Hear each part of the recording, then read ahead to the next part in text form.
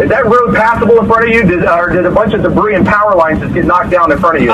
This road is no longer passable in front of me. There are trees on this road. This tornado has all but stalled at this point. I've got to watch to make sure it does not come back to the west. It's actually started to go south now. Need to be going into your tornado shelter or the innermost room of your house. Hey guys, let's switch here and put this tornado right here in front of us. Looks like it's continuing to show violent motions here. And Chris, it looks like you're coming up on some debris here. What are you seeing?